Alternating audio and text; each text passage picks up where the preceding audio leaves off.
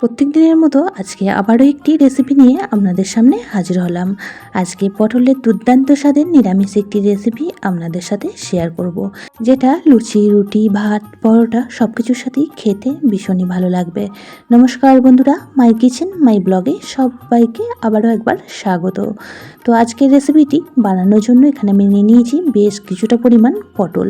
তো পটলগুলিকে দেখুন, এখন ওপরের যে পাতলা স্কিনটা সেটা একটা চাকুর সাহায্যে খুব ভালোভাবে তুলে নিচ্ছি। তারপর পটলগুলিকে কিভাবে কাটছি সেটা আপনাদের দেখিয়ে দিচ্ছি।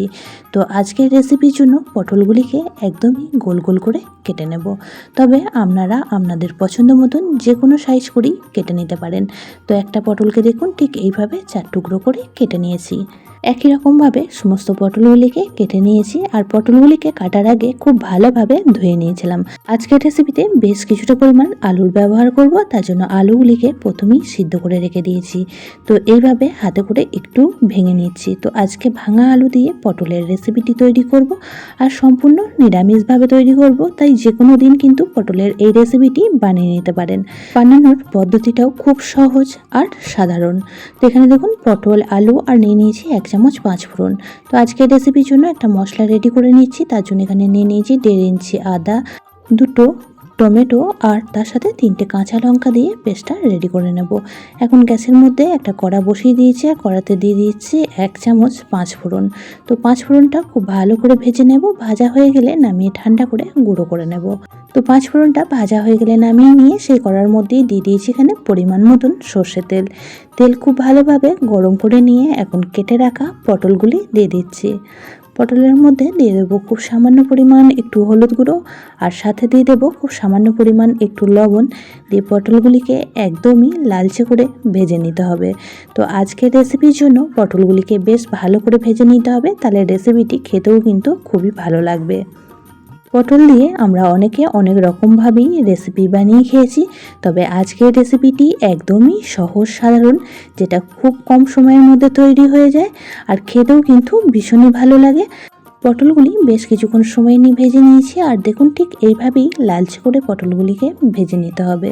তো এখন পটলগুলি তেলটা ঝরিয়ে একটা পাত্রের মধ্যে তুলে রাখবো, আর কড়ার মধ্যে আবারও বেশ কিছুটা পরিমাণ তেল অ্যাড করে দিচ্ছি। আজকে সম্পূর্ণ রেসিপিটি সর্ষে তেলেই তৈরি করে নিচ্ছি। সর্ষে তেলে বানালে রেসিপির স্বাদটা কিন্তু বেশি ভালো লাগবে। তো সেই তেলের মধ্যেই দিয়ে দিলাম 1 চামচ 5 ফোড়ন। ফোড়নটিকে খুব ভালো করে ভেজে নিয়ে যে মশলার পেস্টটা প্রথমেই রেডি করে রেখে দিয়েছিলাম, তো সেই মশলার পেস্টটা দিয়ে দিলাম। মশলা ধোয়া জলও কিছুটা এই পর্যায়ে অ্যাড করে দিচ্ছি। তারপর মশলাটাকে খুব ভালোভাবে একবার নাড়াচাড়া করে মিশিয়ে নেব। তারপর এখানে বেশ কিছু গুঁড়ো মশলা দিয়ে দিচ্ছি। তো গুঁড়ো মশলার মধ্যে এখানে দিয়ে দিলাম 1/2 চামচ হলুদ গুঁড়ো, সাথে দিয়ে দিচ্ছি 1/2 চামচ ঝাল লঙ্কার গুঁড়ো, দিয়ে দিলাম 1/2 চামচ ধনিয়া গুঁড়ো। তো সমস্ত মশলা এখন খুব ভালোভাবে নাড়াচাড়া করে মিশিয়ে নিয়ে বেশ কিছুক্ষণ সময় কষিয়ে নেব। পুরনো বন্ধুরা সবসময় আমার পাশে থেকে আমাকে এতটা সাপোর্ট করার জন্য অনেক অনেক ভালোবাসা। যে সকল নতুন বন্ধু আজকে ফার্স্ট টাইম চ্যানেলে ভিজিট করেছেন আর আজকের ভিডিওটি দেখছেন, তাদের কাছে অনুরোধ রইল চ্যানেলটি সাবস্ক্রাইব করে পাশে থাকা বেল আইকনটির অল প্রেস করে রাখবেন। তাহলে আমি যখনই কোনো ভিডিও দেব নোটিফিকেশন সবার আগে আপনাদের কাছে পৌঁছে যাবে। তো মশলাটা দেখুন এই পর্যায়ে খুব সুন্দরভাবে কষানো হয়ে গিয়েছে। এখন ভেজে রাখা পটলগুলিকে দিয়ে দিচ্ছি। তো পটলগুলি দিয়ে মশলার সাথে আবারও খুব ভালোভাবে বেশ কিছুক্ষণ সময় কষিয়ে নেব।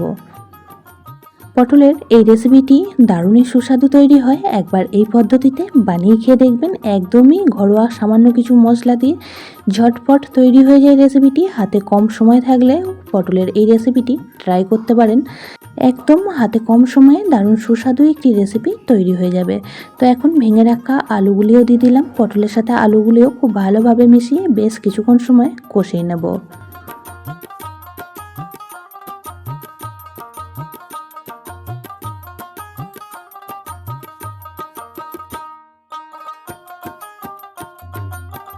পটল আর আলু বেশ কিছুক্ষণ সময় কষিয়ে নিয়েছি। এখন এর মধ্যে অ্যাড করে দিচ্ছি পরিমাণ মতন গরম জল। অবশ্যই করে একটু গরম জলের ব্যবহার করবেন, তাতে করে রেসিপির স্বাদটা খুবই ভালো লাগবে। তো পরিমাণ মতন জল দিয়ে দিয়েছি, এখন খুব ভালোভাবে নাড়াচাড়া করে মিশিয়ে নিচ্ছি। আজকের রেসিপিটি একদমই মাখো মাখো তৈরি হবে, কোনো রকমভাবে ঝোল তৈরি হবে না। তার জন্য জলের পরিমাণটা এখানে কম করেই ব্যবহার করেছি। তবে যদি আপনারা একটু ঝোল ঝোল মতো খেতে পছন্দ করেন, সেক্ষেত্রে জলের পরিমাণটা একটু বেশি করে দিয়ে দিতে পারেন। তো এই পর্যায়ে এখন দিয়ে দিচ্ছি পরিমাণ মতন লবণ, আর স্বাদ ব্যালেন্সের জন্য খুব সামান্য পরিমাণ একটু চিনি। আবারও এই দুটি উপকরণকে খুব ভালোভাবে মিশিয়ে নেব। আর মেশানো হয়ে গেলে গ্যাসের ফ্লেম লো টু মিডিয়ামে রেখে ঢাকা চাপা দিয়ে 2 মিনিট সময় রান্না করে নেব। আলুটা সিদ্ধ আছে আর পটলটাও খুব ভালোভাবে ভাজা আছে, তাই রেসিপিটি তৈরি হতে একদমই বেশি সময় লাগবে না। এখন ঢাকা চাপা দিয়ে দেব 2 মিনিটের জন্য। 2 মিনিট পর ঢাকাটা খুলে নিয়েছি, আর উপরে দেখুন কতটা সুন্দর তেল ভেসে উঠেছে।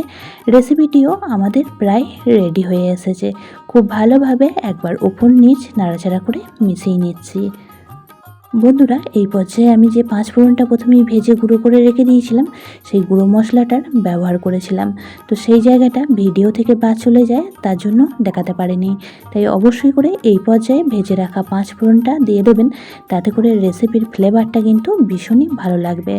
আর গ্যাসের ফ্লেমটা অফ করার আগে এখানে দিয়ে দিচ্ছি হাফ চামচ পরিমাণ ঘি। খুব ভালোভাবে মিশিয়ে নিয়ে 1 মিনিটের জন্য রান্নাটা করে নেব, তাতে করে 5 ফোড়ন আর ঘিয়ের ফ্লেভারটা খুব সুন্দরভাবে সবজির সাথে মিশে যাবে। দেখেই বুঝতে পারলেন কতটা সহজে সামান্য কিছু ঘরোয়া মশলা দিয়েই দুর্দান্ত স্বাদের পটলের এই রেসিপিটি তৈরি হয়ে গেল, যেটা লুচি, রুটি, ভাত, পরোটা সব কিছুর সাথেই পরিবেশন করতে পারবেন।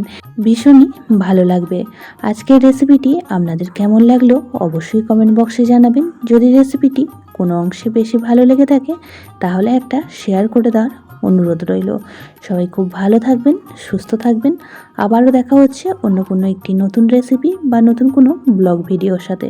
ততক্ষণের জন্য সবাইকে টাটা।